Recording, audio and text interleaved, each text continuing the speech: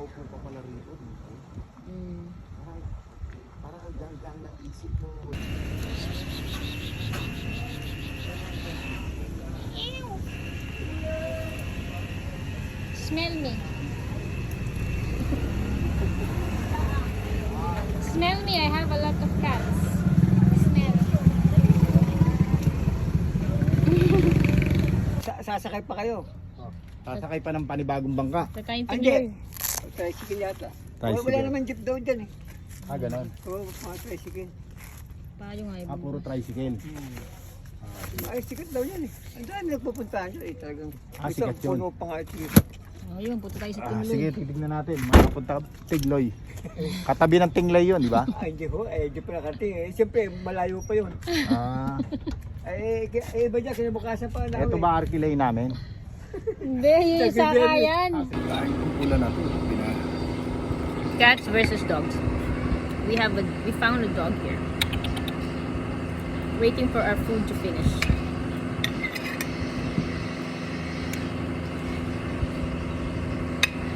When you have a cat, it's totally different experience.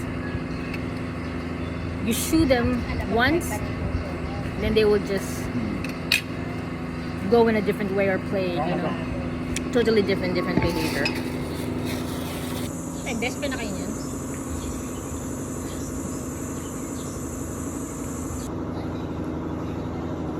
Dito ang parking. Doon ka sa pugong.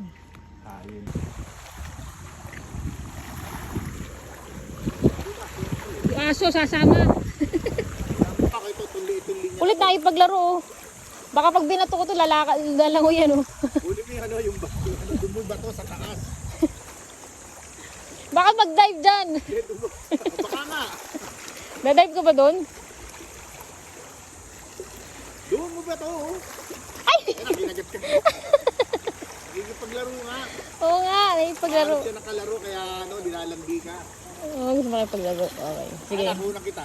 Ha? Kaya na dito. 100% I will have a dog soon once I have my next beach hut. Aso!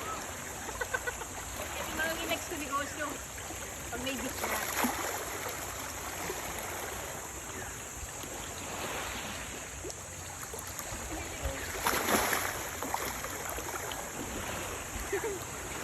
Ba, sasama ang putang ina oh. Sasama oh.